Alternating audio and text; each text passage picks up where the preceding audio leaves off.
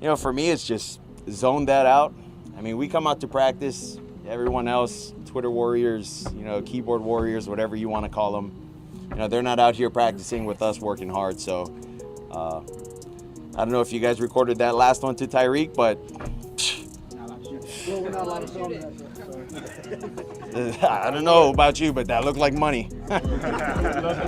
Welcome back to a brand new video. Today we're going to be talking about Tua Tagovailoa and his rejuvenated confidence heading into year 3 of his NFL career. But before we hop into the content of today's video, if you guys are new to the channel, be sure to subscribe and drop a like on the video if you guys do enjoy it. And with all that being said, let's hop into the video about Tua Tagovailoa and the Miami Dolphins heading into the 2022 NFL season. Now, before we get into the current day Tua Tagovailoa, I want to take a trip back to his Alabama days and how special he was at the collegiate level. At the time, we had never seen such an efficient passer in college football history. Tua really excelled in that spread offense at Alabama. But it was really when Tua arrived that Bama emerged as one of the premier passing attacks in college football. And now where I'm going with this is it's been a very long ride for Tua, and it's just the contrast of what a few years can change. At Alabama, Tua was one of the most highly respected and likable players in college football. It seemed like everybody had nothing but good things to say about him. National media members always had positive things to say about the Tuscaloosa star. But 2 years into his NFL career, I'm not sure there's an NFL player that is hated more than Tua. And I think a big reason for that is he's a very polarizing athlete. No matter what it is, regardless if it's a certain throw, a certain comment he's made, Tua is a very polarizing person. There's always going to be people taking sides one way or the other, and we've seen that through his first 2 years of his career. And sadly for Tua and Dolphin fans, they have mostly been negative since he's been in the NFL. And a part of that is because he has not been as good as advertised. And many people argue that his environment was a big reason for why he hasn't been as successful as many had hoped when he came out of Alabama. Well, this offseason, the Dolphins are finally going to get the answer to that question, as they've surrounded Tua with probably one of the best rosters in football and a new young offensive mind in Mike McDaniel. Although Tua hasn't been some superstar the first 2 years of his career, neither has his supporting cast. Last year's offensive line was ranked the 32nd in football, and I think his first year in 2020 as a rookie, it was in the 20s. It wasn't much better than the worst rated line, but the offensive line definitely took a step back for the Dolphins last year, and we definitely saw it impact Tua and the Dolphins passing game. The most popular jokes on NFL Twitter now are people just making fun of Tua's arm strength and his short passing, but the Dolphins' offensive line and play calling was a big reason for that last season.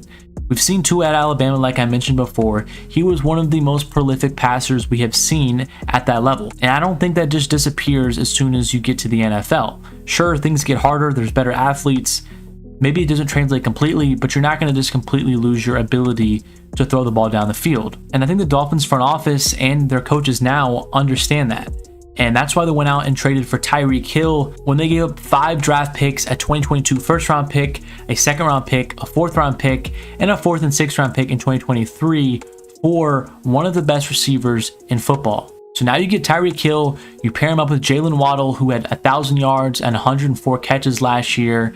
And another side note to make about Waddle was at Bama, he was primarily their deep threat. If Alabama needed a big play, they were sending Waddle deep, and they were going to have Tua or Mac Jones when he was there throw the ball to Waddle down the field. Last year for the Dolphins, since their offensive line wasn't very spectacular, they didn't give the quarterback much time to throw the ball down the field. They had to rely on Waddle to be kind of their yak machine and could just get the ball to him in space as best as they could, because he was really the sole and only, real major part of that offense. But now that they have Tyreek and you pair him up with Waddle, I don't know how defenses are going to stop 2 of the fastest players in the league. I'm going to be very interested to see how defenses match up against these 2 receivers. I mean, if you put them on both ends of the field, I just think the Dolphins have so much variety on what they can run, and it's going to put some defenses in pretty tough situations come Sunday. But getting Tyreek Hill wasn't the only moves the Dolphins made this offseason. As I mentioned before about their offensive line, they went out and got an absolute stud in Teron Armstead, who many believe was the best free agent for this 2022 class. and he's often ranked as a top 5 left tackle in football. They give him a 5-year deal worth $87.5 million, and he's going to go in and be a rock on the left side of the line. And then also they signed the Cowboys left guard Connor Williams to a 2-year deal worth $14 million. And Williams was asked yesterday about his position, and he said that he believes he's going to be playing center for the Dolphins next year. So he could either be sliding in at center or go next to Tom Armstead at left guard. And either way, they have 2 new starters on that offensive line. Robert Hunt was really the only Dolphin that graded pretty good last year, and they have the ability to put him at right guard or right tackle. And then the Dolphins have a lot of young players that they've drafted the last few years with premium picks: Liam Eichenberg, Austin Jackson, Solomon Kinley, and they're all going to battle out for those remaining 2 spots. You have a right tackle or right guard spot depending on where they put Robert Hunt, and then you have the left guard spot. So they're going to be battling it out, and I think some of those young players will be able to step in and develop with some new coaches. Matt Applebaum is the Dolphins' new offensive line coach from Boston College. He has a pretty good resume developing young players from BC, and I think he's definitely going to get the most out of these young players that haven't had the best coaching since they've been drafted by the Dolphins. It is a big adjustment once you go from college to the NFL. If you're a lineman, you're playing a lot more faster and more physical players. So I think that coaching really does matter. And if you watch the Dolphins last season, they gave up a lot of easy sacks just on mental errors. So I think coaching would definitely help them there. And another addition they made for their receiving room was Cedric Wilson. They combine him now. He can be probably the wide receiver 3 or 4. They're pretty deep at the wide receiver room now. They also have Preston Williams, who has some potential but hasn't really emerged too much in the league thus far.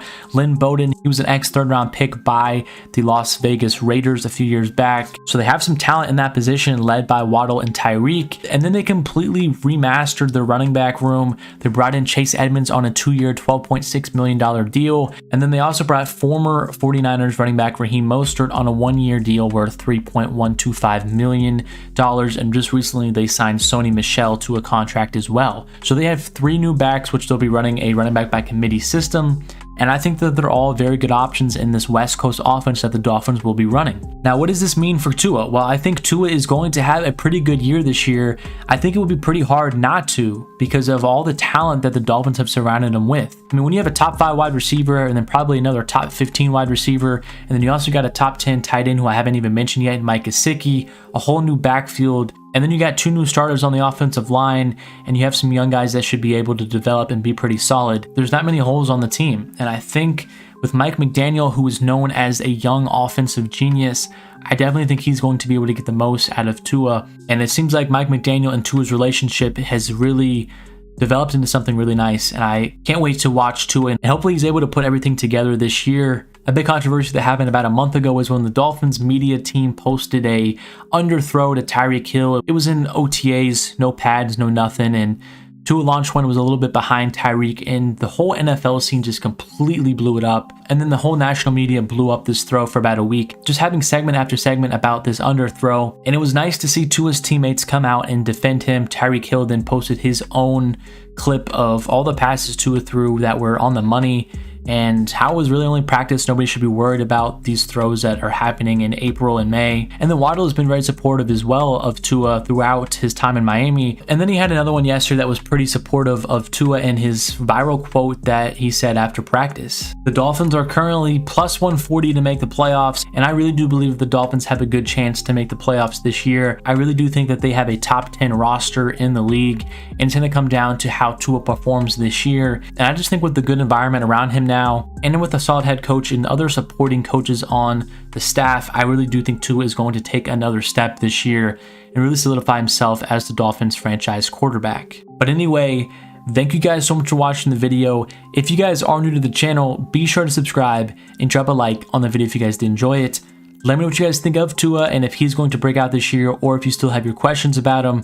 But anyway, thank you guys so much for watching, and I'll catch you guys in the next one.